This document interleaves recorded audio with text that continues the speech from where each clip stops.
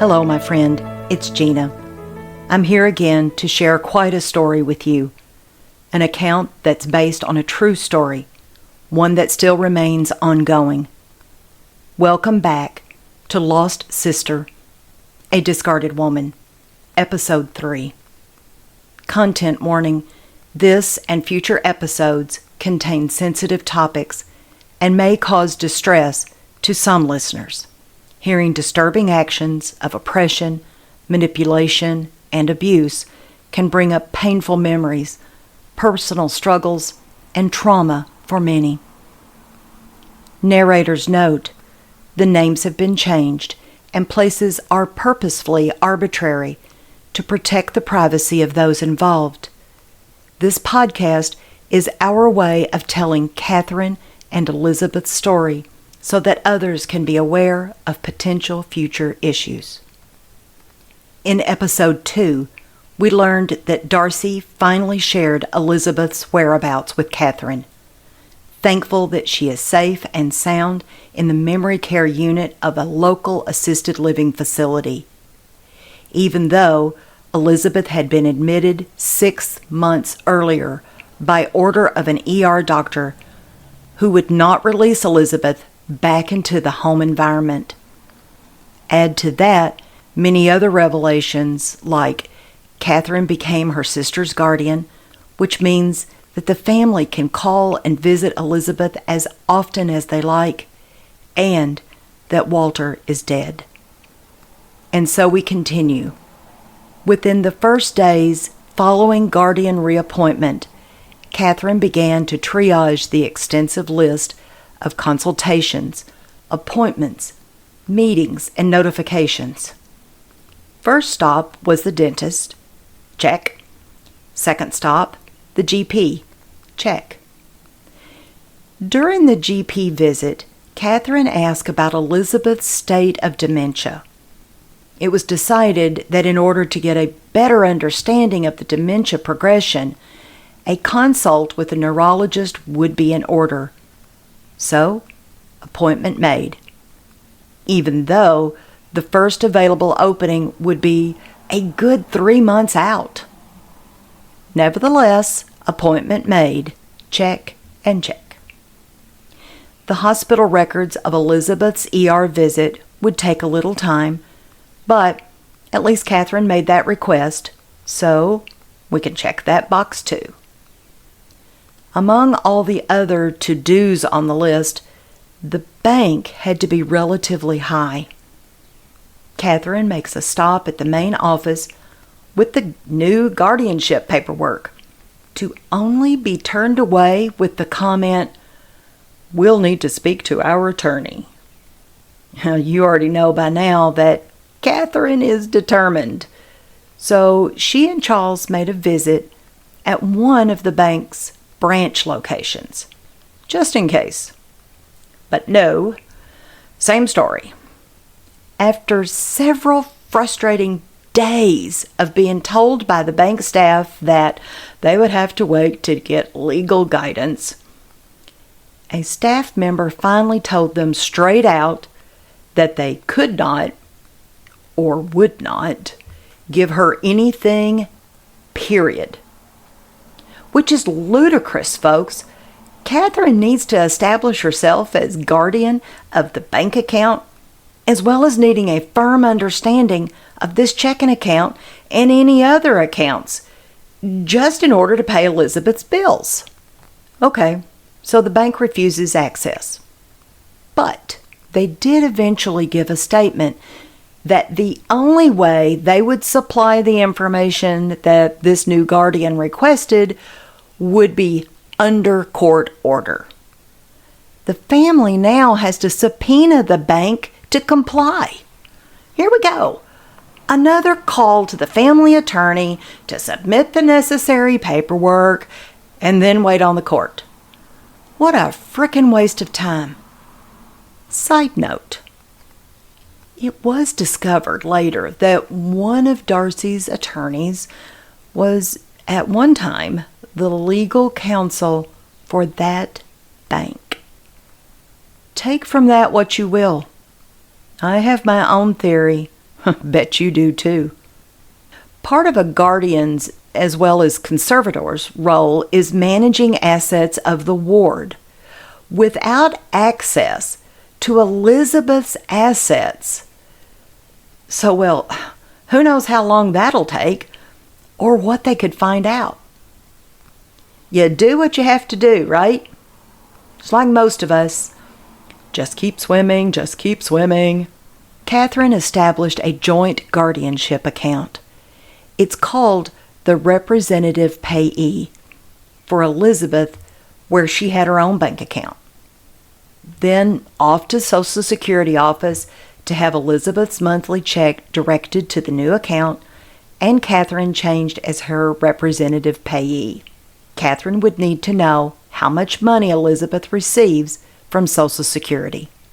Catherine produced the guardianship papers, and they started off with questions that you'd expect. What's your Social Security number, date of birth, etc., etc. All I can say is this meeting turned surreal because that's when Catherine was introduced to the Social Security investigator on staff. As he's repeating her information from the file, he suddenly stopped, looked at Catherine, and said, "Are you related to this Darcy?" She said, "No way. I don't know who this woman is. I've never met her. Not really sure she's even Walter's biological granddaughter." The investigator compared Catherine and Elizabeth's birth certificates, which prove they had the same parents. Now, the computer screen was turned just enough that Catherine could see that her name was on some of the paperwork Darcy had previously submitted. It appears that Darcy had named her own mother with nearly the exact name as Catherine. Just one letter difference in the name Catherine. Now, as you know, because this is an ongoing situation, that we have changed the names in this podcast to protect the privacy of everyone involved in the story. With that said, Catherine's real first name is a rather common name. However, her middle and last names are quite unusual. So, using that full name but changing one single letter in the first name and putting that on real life legal documents is, what would the word be? Weird? Bananas? Delusional? Dare I suggest criminal? Once they established Catherine was indeed who she said she is, they did manage to finally establish guardianship.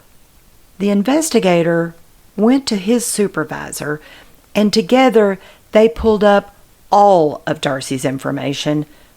And I guess at one time, years ago, she did have her real mother's name listed, and they were able to cross-reference that Catherine was indeed not Darcy's mother.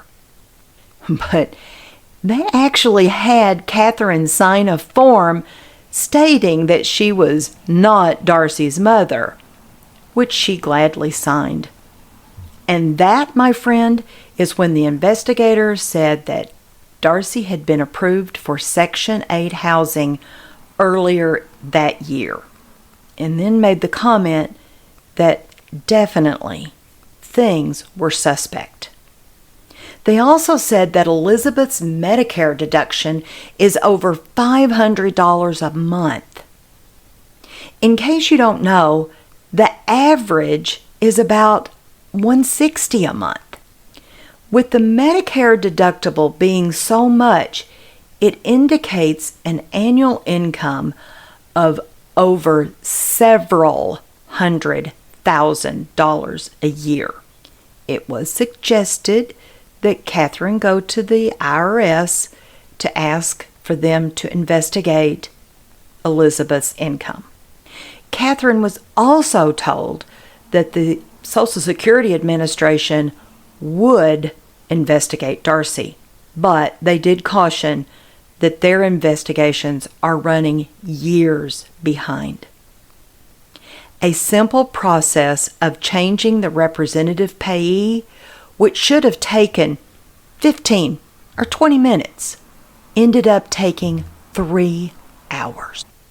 So, add to that ever-growing list, but sure, why not? Make an appointment with the IRS. Now, that took a little time, but the IRS did share tax records for the past 3 years for Elizabeth, and because of all this information coming to light, Catherine was encouraged to once again file a complaint against Darcy, this time with the IRS, which she did. Now, early on, I joked with Catherine and said she had to write a book about all of this. And if she didn't, I would, because nobody could make this shit up. Even with all of the extraordinary events and revelations that have come to light, there's also Elizabeth's day-to-day life. And another thing the family wants to make happen is to get Elizabeth moved to another facility, somewhere with an active program for memory care residents. Many facilities offer various activities to keep the mind and body active, which is what the family wants for their sister and what she deserves. To not just house her, but to give her the ability to be the best she can for the rest of her life, which could be many, many more years. There are several women in their family who have lived well into their 90s. The current facility has very kind staff, but it just isn't set up with these kinds of programs. It'll take some time to make that sort of move. For one thing, many of those facilities stay full. The second is that the family will have to find one that actually fits Elizabeth's needs. And the third thing is that finances will have to be dealt with before they can even try to make those decisions. These memory care facilities are expensive. When the hospital records were released, another bombshell. You'd think by now no one involved in this saga could be shocked, but you'd be wrong. The ER visit was not the first time Elizabeth had been there. Not just one other time, but 2 other times. 3 times she had been admitted to the ER within the few short months since arriving here.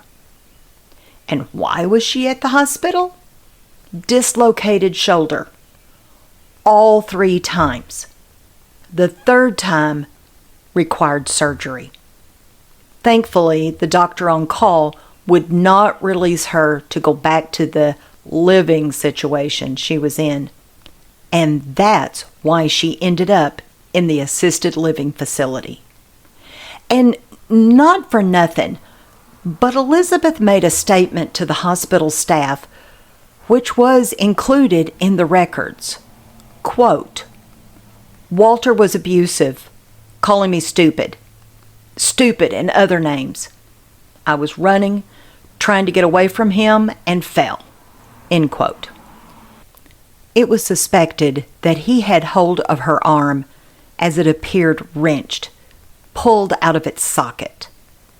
Some people think one shouldn't speak ill of the dead, but hell's bells and damnation, I despise abuse of any kind. The family's visits have helped immensely in Elizabeth's attitude and her well-being. She's talking more, making silly jokes and observations about other residents, sometimes with a medical bent. It's amazing what a turnaround she made just within a few weeks. The people who know Elizabeth best, her family, can easily tell when she's having a good day or a not so good day, as well as the very rare bad day. So when Elizabeth spoke up out of the blue and said, quote, "I don't want to go to Darcy's house anymore," unquote. When asked why, she quickly said, "I don't like the stairs. She could push me down them and I would be dead. I know she wants me to die, but I don't want to." Another time she said, "I don't want to go with Darcy to her house.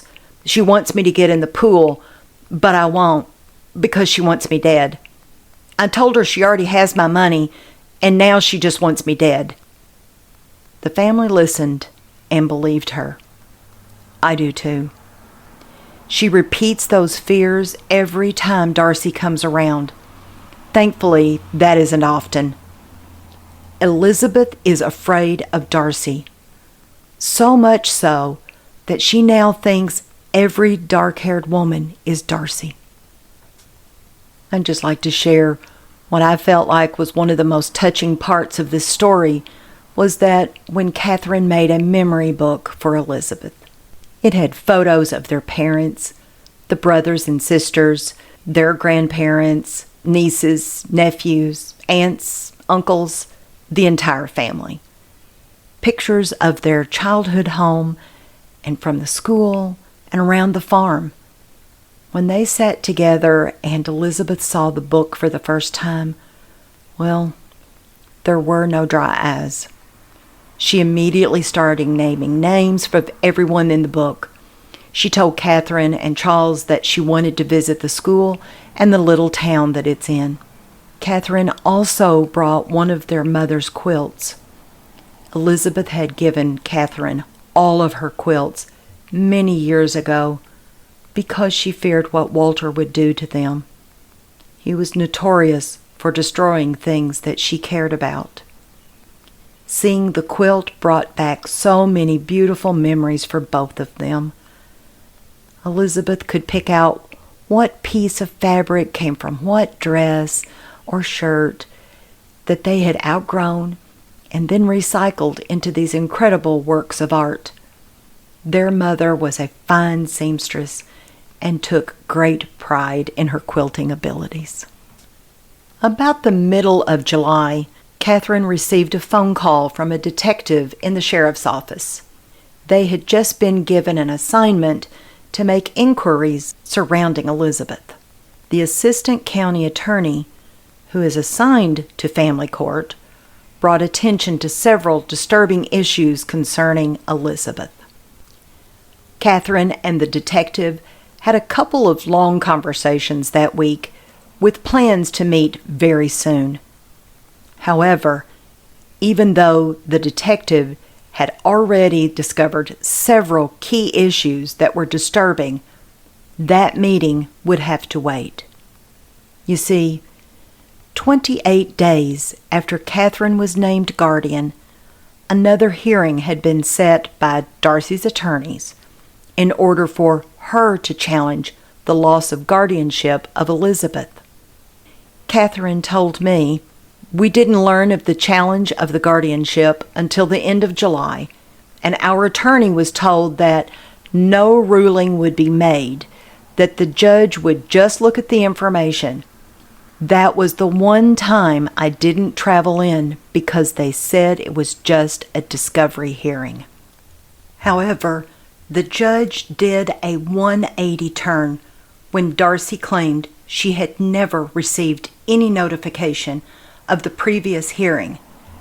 However, per this state's rules, notice of the hearing was sent via standard U.S. mail. That's well within the law, which means there was no receipt of delivery. So, lesson learned, always have court documents served or request a return receipt with a signature, at the very least. So instead of setting the discovery hearing or even just naming a temporary guardian until there was more information, the judge awarded guardianship back to Darcy, which in turn, she immediately banned the family from seeing Elizabeth as soon as the paperwork was signed. Catherine told me we were only allowed to talk to Elizabeth on the phone if the facility staff answered when we called and were able or willing to take her to the phone. This time, it isn't a roadblock. It's catastrophic. Join us soon for episode 4, Lost Sister, a Discarded Woman. Thank you. The terms elder abuse, elder neglect, and elder fraud are relatively new.